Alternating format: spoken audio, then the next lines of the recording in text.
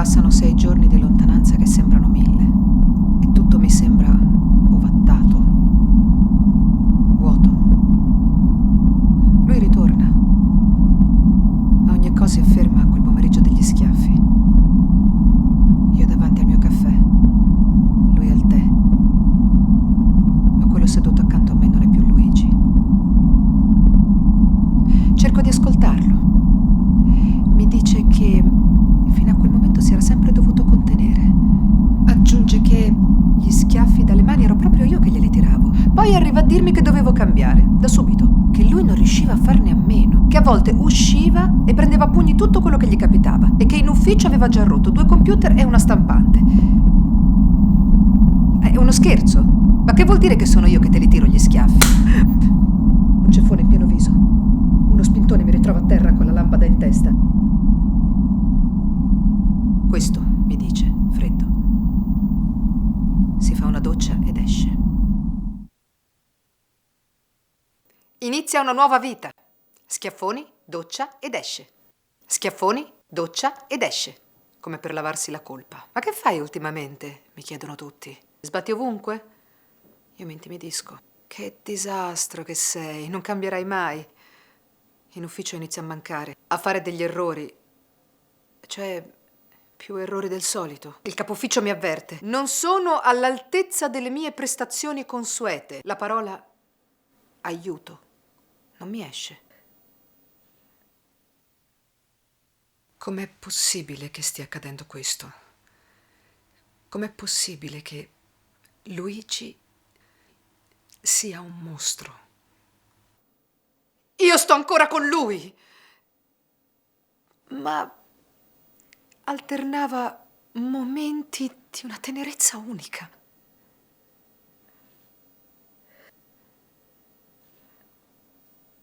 A volte dopo gli schiaffi la doccia rientrava con un mazzo di fiori e dei bigliettini. Ti amo, ma devi cambiare.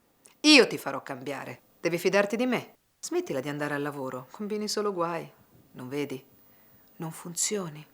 Non fai bene niente. Sei un incapace di natura, sei un disastro. Stai tranquilla, amore.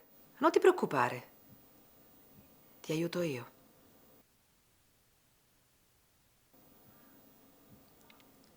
Lui mi diceva cosa dovevo fare e come. Iniziavo a vivere come un automa. Vivere?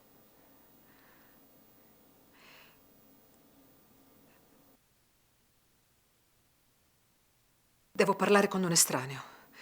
Devo farmi forza. Del resto sono testarda come una capra, questa mia prerogativa può salvarmi. Entro in una caserma. Scappo via un attimo dopo. Signorina, che succede?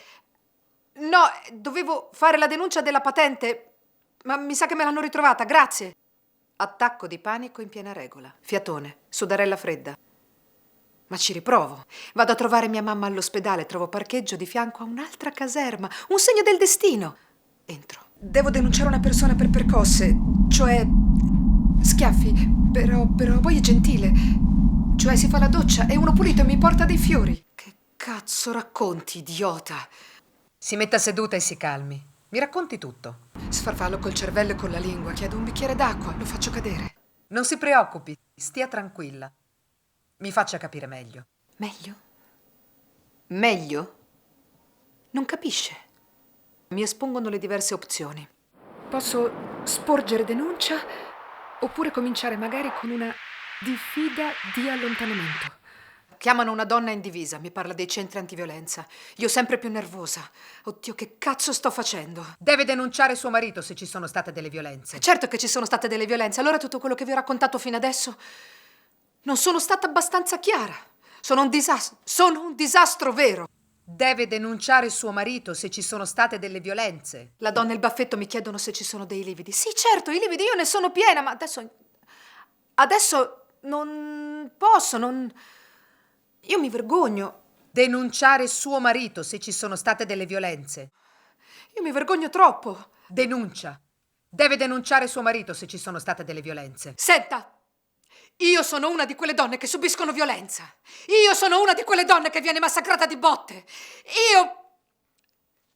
Perché sono un disastro! Perché i fiori e i bigliettini subito dopo e il braccialetto che mi ha regalato ieri non contano! Vero? Basta. Voglio andare a casa. A casa. Cazzo.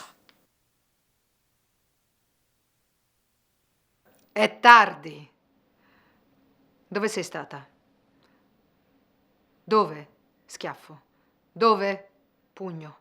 Dove, stronza? Rispondi. Calci. Sulle gambe, cado. Calci sull'addome. Calci ancora. Sulla schiena. Calci in testa.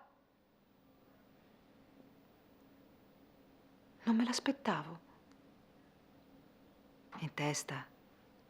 Ma non si fa male. Chi? Accade tutto talmente in fretta che non riesco neanche a rendermi conto che sto iniziando a perdere i pensieri, gli ultimi. Lidia Luisi, sposata. Ultimi pensieri. Mi sta uccidendo a calci. Aiuto! Solo ora riesco a dirlo. Che disastro. Sono un disastro perché ho sempre amato quest'uomo. Comincio a non sentire più nulla. Non sento più niente. Buio.